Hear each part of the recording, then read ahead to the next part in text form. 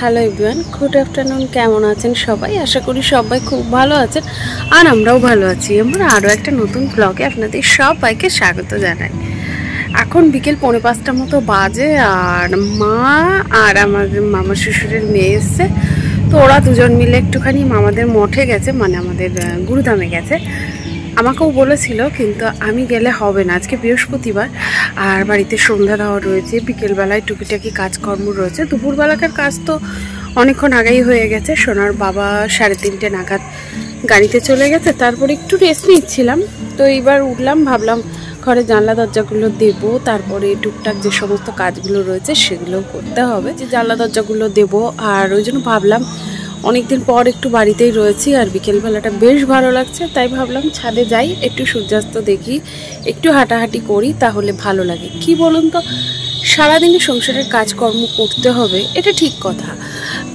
সংসারের দায়িত্ব আমাদেরকেই মেনটেন করতে হয়, আমাদের সংসারের কাজকর্ম করতে হবে, এটা তো ঠিক কথাই। কিন্তু তার মধ্যেখানে নিজেকেও একটু সময় দেওয়াটা খুব দরকার।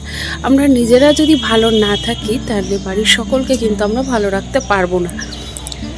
তো এই কদিন তো বেশ শরীর খারাপ ছিল, তার জন্য প্রায় এই সময়টাই আর কি মনটা ভালো থাকতো না, খিটখিটে হয়ে গেছিলাম। তো একটুখানি এখন নিজের শারীরিক অবস্থাটা একটু ভালো আছি, আর সেই জন্য সমস্ত কিছু ভালোও লাগছে। আর আজকে বিকেলবেলায় তো শোনার পড়া নেই, নিচে শোনা বসে ও একটু ফোন দেখছে, আর আমিও ফোন ঘাঁটছিলাম। ঘাঁটতে ঘাঁটতে ভাবলাম ছাদে আসি, একটু হাঁটাহাঁটি করি, একটু ঘোরাফেরা করি, তাতে করে ভালোও লাগবে।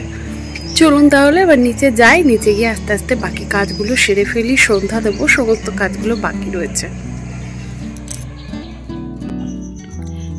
ভাবি চলে যাব, কিন্তু এই সূর্যাস্তর সময়টা যেন আমাকে নিজের কাছে টানে। এই সূর্যাস্ত দেখলেই আমার যেন কত দিনের পুরনো সমস্ত কথা যেন সামনে স্মৃতি হয়ে চলে আসে, একদম সামনে জল জল করে। তাই এখানে দাঁড়িয়ে দাঁড়িয়ে বেশ কিছু পুরনো স্মৃতি মনে করে নিলাম, একটু নিজের মতো করে নিজের একটা আলাদা সময় কাটানোর চেষ্টা করি। তাহলে কি হয় বলুন তো, নিজের সাথে যদি একটু সময় কাটাই, নিজেকে যদি একটু সময় দিই, তাহলে এই যে আমাদের যে জীবনযাত্রাটা, সেটা কোনো না কোনো ক্রমে কিন্তু বোরিং লাগেই, তাই না? এই একই জীবনযাত্রা, একই কাজকর্ম, একই সমস্ত কিছুর মধ্যে থাকতে থাকতে না আমরাও কোথাও যেন বোর ফিল করি। তো সেই বোরনেসটা লাগে না। আর এই দেখুন, ছাদে দাঁড়িয়ে দাঁড়িয়ে দেখছিলাম আমাদের মতো যার যেটা কাজ, তারা কিন্তু সারাদিন সেই কাজেই ব্যস্ত থাকে। এই যেমন দেখুন না, পাশের বাড়ি কাকিমাদের জায়গায় যে বিক্রি হয়ে যাওয়ার পর যে প্লট করার ব্যাপারটা চলছে, সেখানে কিছুদিন আগে কাজ হচ্ছিল, তারপরে এখন জল দেওয়া, বিভিন্ন রকমের মানুষ আসছে, জায়গা দেখছে, এই সমস্ত চলছে। তো একটা সময় ছিল যে সময়টায় পাশের বাড়ির কাকা কাকিমা যখন ছিলেন, এইখানে একটা মানুষ তো দূরের প্রশ্ন, একটা মানে পশু পাখিও ঢুকতে পারতো না, এতটাই তারা নিজের জায়গাটাকে ভালোবাসতেন।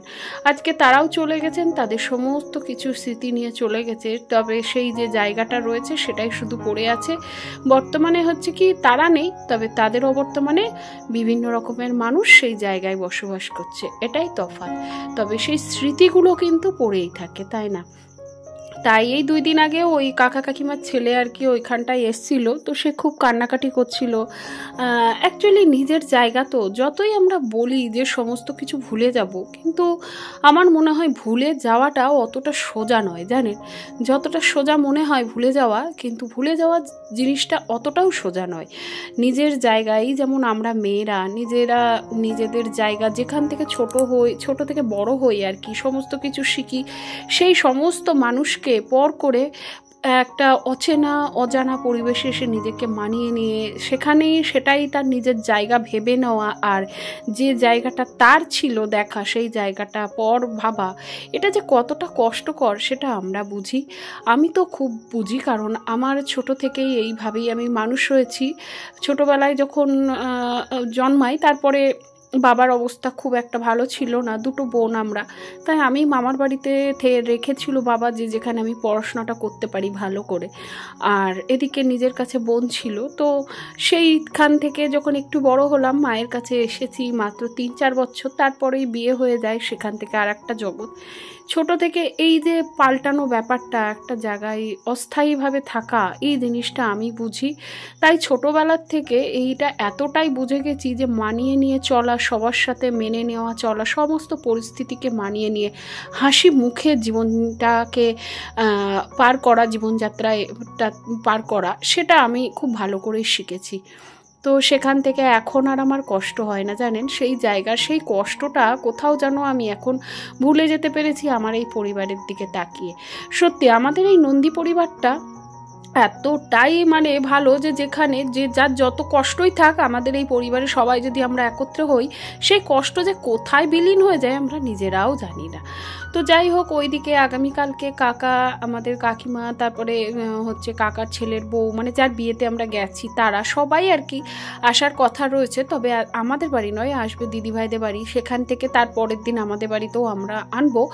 তো এই আর কি একটুখানি নিজেরা একটুখানি প্ল্যান চলছিল যে কি খাওয়া দাওয়া করব বা কিভাবে দিনটা কাটাবো। তো যাই হোক, ওইদিকে দিদিভাইয়ের মতো করে যোগাযন্ত্র করছে। আর হঠাৎ করেই আর কি আসা, তাদেরও সময় হয়ে যাচ্ছে, তারাও আর কি তাদের জায়গায় ফিরে যাবে, তাদের সেই চেনা বাসায়। মানে ওরা যাবে, মানে বড় ছেলের বউ মেয়ে যাবে, তারা যাবে ইউরোপ। ছোট ছেলে যার বিয়ে হলো সে তার বউ নিয়ে যাবে ব্যাঙ্গালোর। তো এই আর কি সবার সমস্ত কাজ মিটে গেছে, এরপরে আস্তে আস্তে যার যার গন্তব্যস্থলে যাওয়ার অপেক্ষা। তো তার আগে সবার সাথে একটু দেখা করে যাওয়া, এই আর কি। কি আর হবে বলুন, তাই না? সবাই মিলে এক জায়গায় থেকে আনন্দ করা, এই যে আনন্দের স্মৃতিগুলো, মুহূর্তগুলো, এগুলোই তো জীবনে থেকে যায়, আর তো সাথে কিছুই যায় না।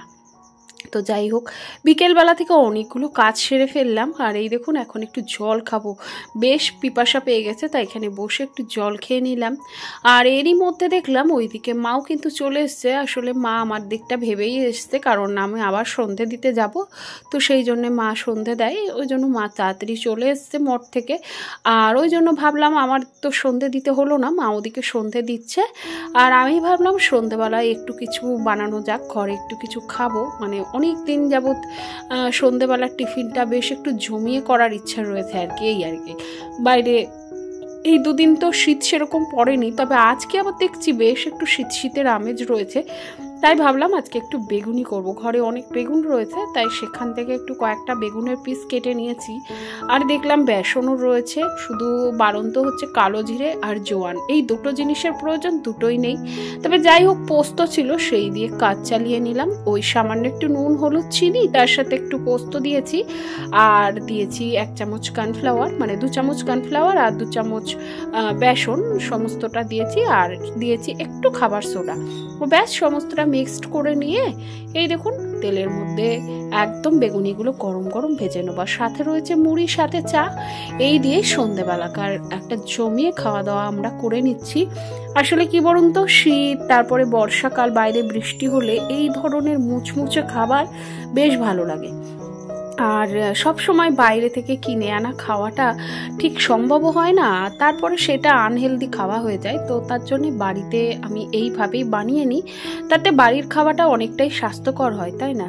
আর এই তো চলুন এখন সবাই মিলে খেয়ে নিই। আর এরই মধ্যে বাবাকেও খেতে দিয়ে দিয়েছি, সোনাকেও দিয়ে দিয়েছি। আর খাওয়া দাওয়া শেষ করে অনেকক্ষণ পর এখন এসছি, এখন বাজে প্রায় 9টা থেকে 9:30 হবে। ওই সোনাকে খাওয়াতে বসিয়েছি, ওদিকে মাকে আর মান্তু দিদিকেও খেতে দিয়েছি। আর সোনাকে খাওয়াতে খাওয়াতে আমি নিজের খাওয়াটাও সেরে নিলাম। আর এরপরে আবার রান্নাঘর পরিষ্কার রয়েছে, স্কিন কেয়ার রয়েছে, তাই খাওয়া দাওয়াটা একটু সকাল সকাল করে নিই। আর সোনার শরীরটাও একটু খারাপ হচ্ছে, মানে এখন ওই জ্বর, সর্দি, ঠান্ডার যে ওয়েদারটা চলছে, সেটাই ওর একটুখানি গাটা ম্যাজ করছে, তাই খাইয়ে ওকে ওষুধগুলোও খাওয়াবো। আর এই তো সবার খাওয়া দাওয়া হয়ে গেছে, তো আমার এখনো কাজ হয়নি। আমি ভাবলাম এই স্কিন কেয়ারটা করে নিই, তারপরে স্কিন কেয়ার করে নিয়েই কিন্তু ওদিকে রান্নাঘরটা পরিষ্কার করব। কারণ এই যে প্যাকটা আমি ইউজ করছি, সৌমিজের ক্যান প্রোডাক্ট, ক্যান অ্যাক্টিভ যে প্যাকটা, সেটা ভীষণ ভালো, দুর্দান্ত রেজাল্ট। মানে সারাদিনে 2বার করে দিলেই, একবার দিলেই কিন্তু আপনি বুঝতে পারবেন যে আপনার মুখে যদি কোনো রকম র্যাশ ব্রণের সমস্যা থাকে, সেটা কিন্তু নিমেষেই গায়েব হয়ে যাবে। আপনি একবার লাগিয়ে দেখতে পারেন। আর শ্যামলী দি ভাই আমাকে বলেছিলে যে রিভিউটা দিও, তো দি ভাই এই দেখো আমি রিভিউটা দিয়ে দিয়েছি। তুমি ওই সৌমিজের ক্যান অ্যাক্টিভ সেনসিটিভ স্কিনের জন্য যে ক্যান অ্যাক্টিভ ফেস প্যাক রয়েছে, সেইটা, এটা ভীষণ ভালো, ভীষণ ভালো। তো ওটা মুখে অ্যাপ্লাই করে নিয়েছি, এটা শুকোতে 10 মিনিট লাগবে। আর আমার রান্নাঘর পরিষ্কার করতে ওই 10 থেকে 15 মিনিটই লাগবে। তো বাসনগুলো ধোয়া হয়ে গেছে, এরপরে রান্নাঘরটা ক্লিন করে নেবো। ছোট থেকেই মাকে দেখেছি রাত্রিবেলায় রান্নাঘর পরিষ্কার করে তারপরে শুতে যেত। ছোটবেলা থেকেই মা বলতো যে রাত্রিবেলাকার এই কিছু অভ্যাস থাকে যেগুলো খুব বাজে অভ্যাস, যে অভ্যাসগুলোর কারণে আমাদের সংসারে আর্থিক অনটন বা আর্থিক ক্ষতি হতে পারে। তো তাই জন্যে আমি চেষ্টা করি, ছোটবেলা থেকে এই কথাটা বিশ্বাস করে এসেছি, আর আমার মনে হয় এই কথাটাও সত্যি। আবার অন্যান্য দিক দিয়ে দেখতে গেলে সকালবেলায় একটা ফ্রেশ কিচেন, একটা ফ্রেশ রান্নাঘর, এটা কার না ভালো লাগে, তাই না? তো ওই জন্য দেখতে গেলে কি আমারই একদমতে লাভটা আমারই হয়, কারণ সকালবেলায় উঠেই এঁঠো বাসনপত্র নিয়ে আমাদের কিন্তু যুদ্ধ করতে হয় না। এই দেখুন রান্নাঘরে এঁঠো গ্যাসটা মুছে নিয়েছি, বাসনগুলোও মেজে নিয়েছি, আর রান্নাঘরটা পরিষ্কার করে রেখেছি। যে কোনো খালি পাত্র ভর্তি করে রাখি রান্নাঘরে রাত্রিবেলা, তারপরে জলের বালতিটা ভর্তি করে রাখি, বোতলগুলো ভর্তি করে রাখি, নিচের ফ্লোরটা সুন্দর করে মুছে রাখি। এতে কি হয়, রান্নাঘরটাও ফ্রেশ থাকে। আর তারপরে আমাদের সংসারে, মানে আমাদের রান্নাঘরটা হচ্ছে মা লক্ষ্মীর স্থান, সেখানে মা লক্ষ্মীর কৃপা দৃষ্টি সর্বদা বজায় থাকবে।